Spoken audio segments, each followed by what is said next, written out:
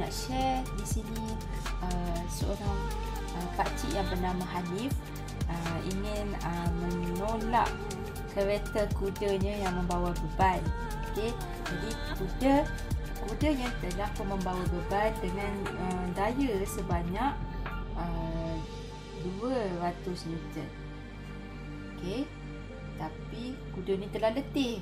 Jadi Pakcik Hanif telah pun membantu menolak beban ini, kereta kuda ini ke arah hadapan. Dan kita boleh lihat di sini ya, pada Pakcik Hanif menolak pada arah yang sama. Okey, dan Pakcik Hanif menolak sebanyak 150 meter daya. Okey, dan apabila ada soalan seperti ini, nasihat cikgu, tolong lukiskan anak panah ke manakah arah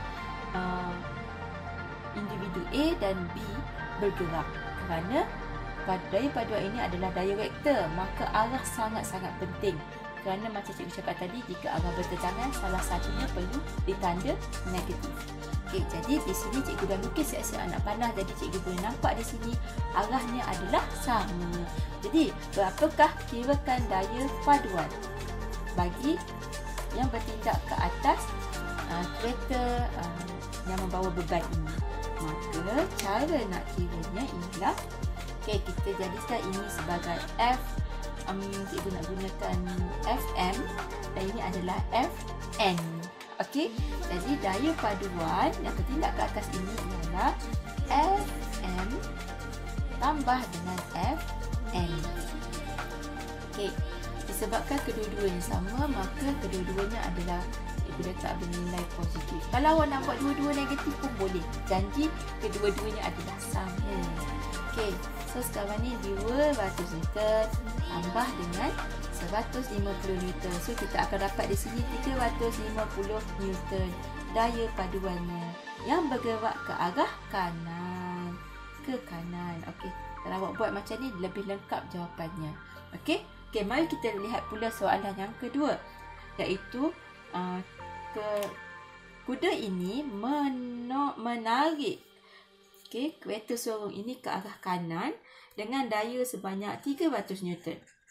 Sementara Pakcik Hanif pula menarik kereta sorong ini dengan kuatnya untuk mengelakkan kuda membawa kereta sorongnya lari sebanyak 450 Newton. Okey, jadi ini cerita dia. Jadi cikgu dah lukis anak panah siap-siap, kita boleh nampak perbezaan arah. Jadi apabila berlaku perbezaan arah, maka kita perlu salah satunya menulis negatif. Okey, cikgu lebih suka ya sebenarnya nilai yang besar kita jadikan dia positif dan nilai yang kecil kita jadikan dia negatif. Tapi terpulang, awak boleh buat mana-mana pun, sama sahaja. Okey, jadi mari kita mengira. Okey, daya paduan ialah Fm. Okey, ini adalah Fm, ini adalah Fn. Okey, macam tadilah. Okey, Fm tambah dengan Fn. Okey, M di sini cikgu nampak adalah negatif 300.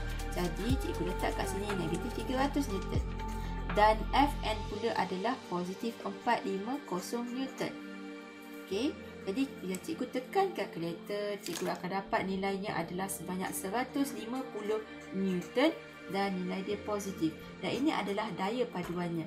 Okey, apabila positif, cikgu pun tengok balik yang mana satu arahnya yang cikgu letak nilai positif. Oh, maksudnya ke arah kiri ini sebagai positif.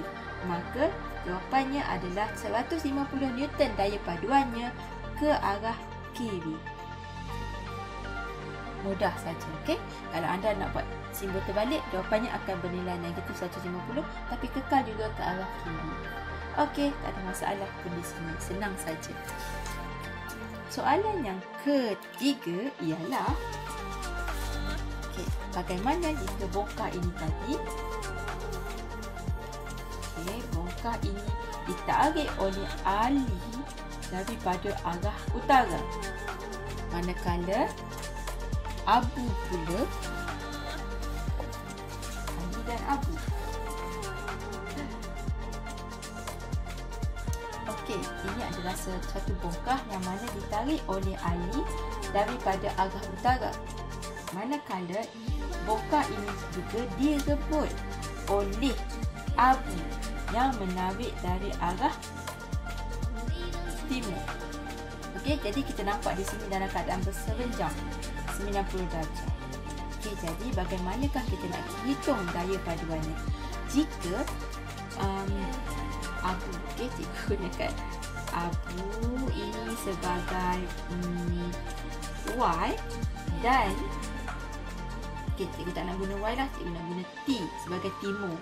Okey, dan Ali ini tadi cikgu gunakan sebagai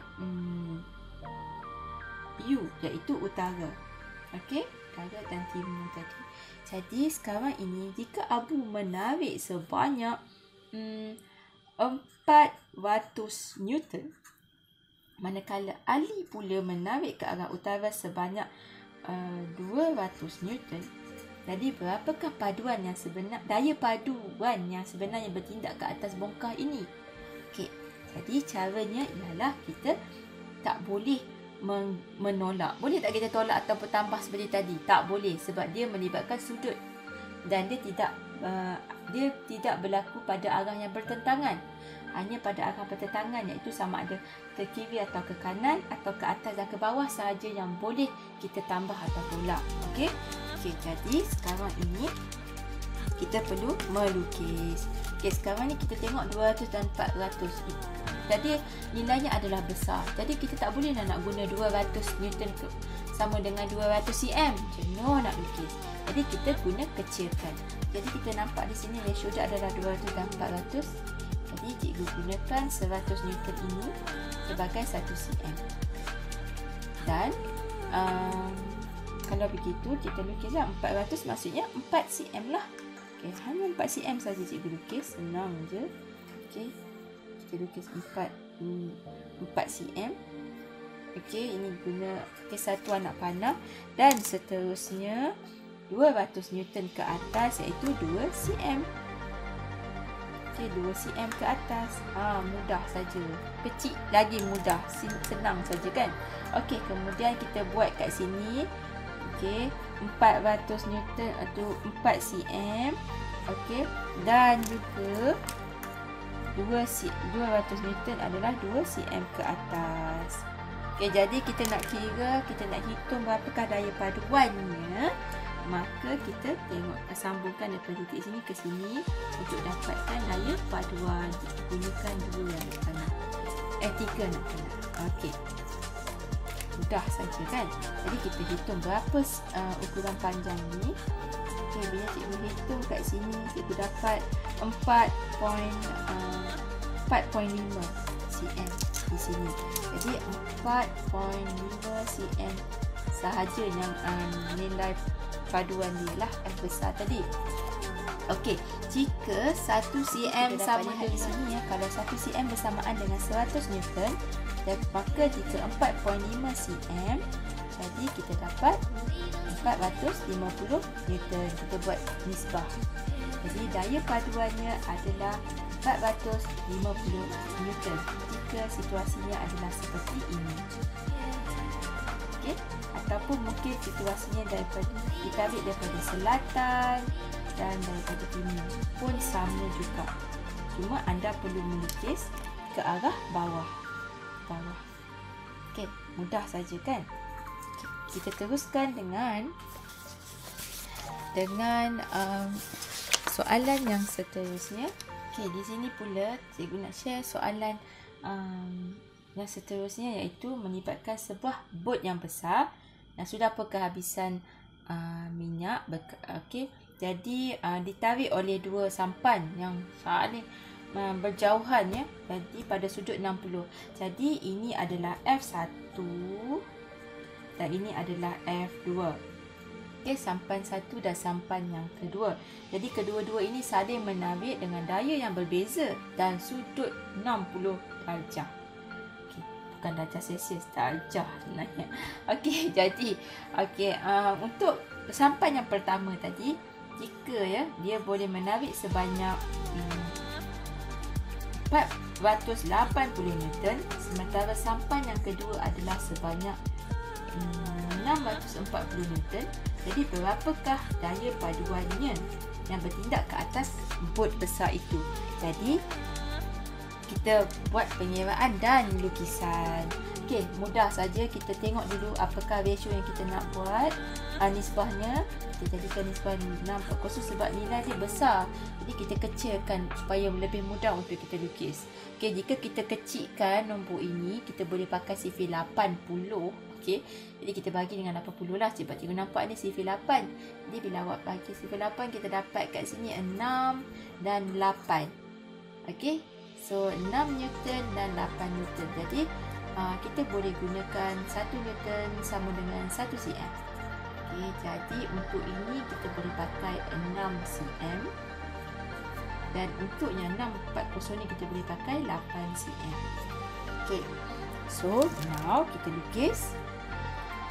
Okey, menggunakan pembaris iaitu 8 cm. Okey, walaupun garisan ini adalah condong, tapi untuk memudahkan lukisan awak, jadi kita boleh luruskan salah satu line ini. So cikgu ambil yang paling panjang ni ke supaya mendatar.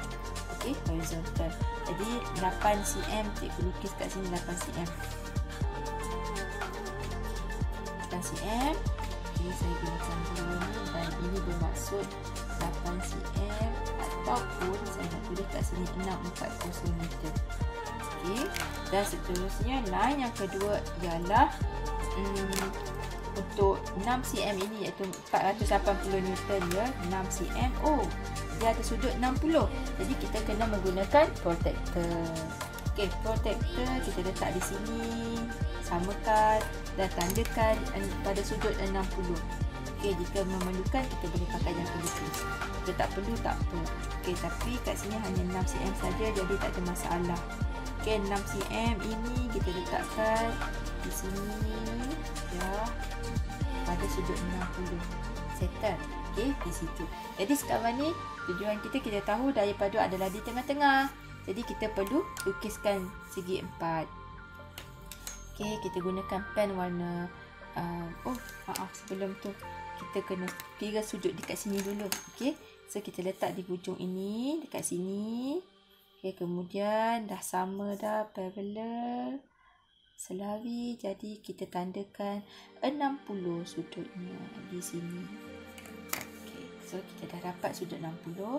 Kita boleh lukis 5 cm. 6 cm ya, 6 cm. Di 6 cm di sini. Okey. Dan seterusnya 8 cm selari. Ya, kita dapat tepat 8 cm ya. Okey.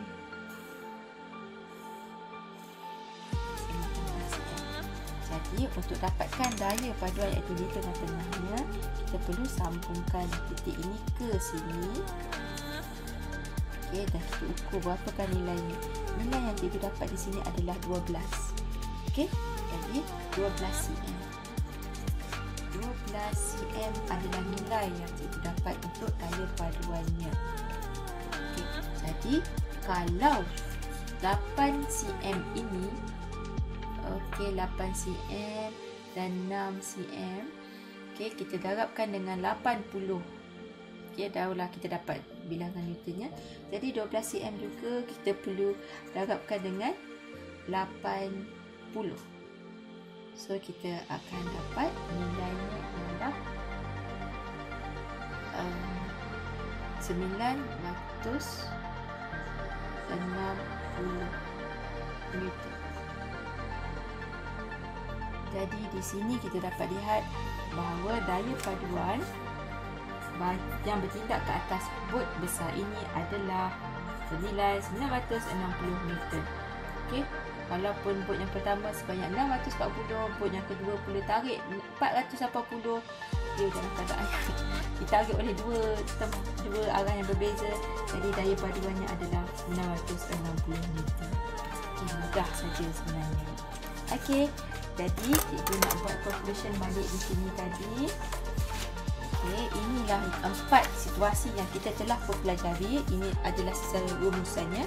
Okey, untuk yang pertama tadi, jika anda dapat lihat dia tadi, jika pada arah yang sama, ke nombor 1 ni pada arah yang bersama ni maksudnya ialah kedua-duanya sama ada ke arah kanan atau kiri, ataupun kedua-duanya ialah dalam keadaan ke atas, ataupun mungkin kedua-duanya adalah dalam keadaan ke bawah. Maka kita boleh tambah sahaja 1 dan 2 ini. Kita boleh tambah saja 3 dan 4. Okey, sebab dia arah yang sama.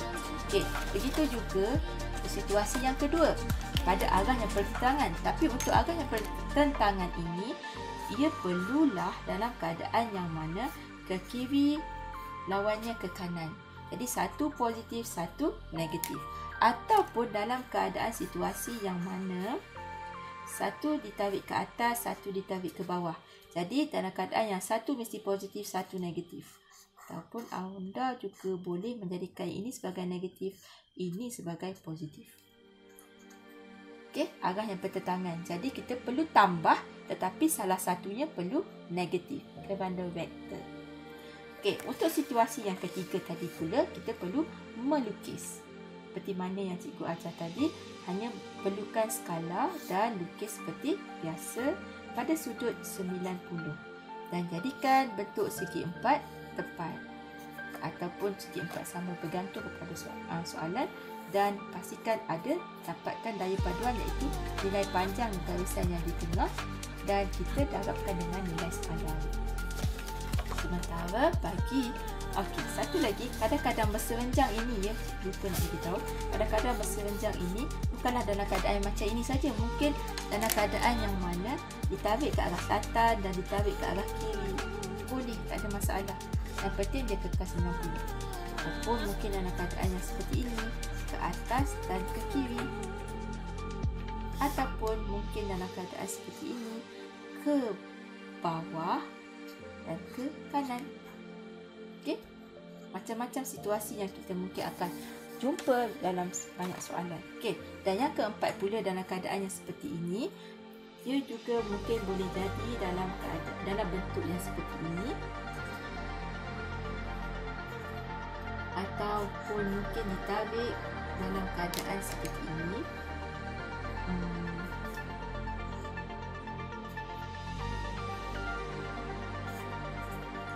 Okey, dan bermacam-macam lagi. Okey, jadi kaedahnya sama juga, kita perlu melukis, perlukan letakkan skala, dapatkan bacaan, menggunakan protektor dan sudut yang dia kehendaki, tandakan, dan awak perlu lukis. Dan lukis segi empat selari itu. Okey, make sure satu saja.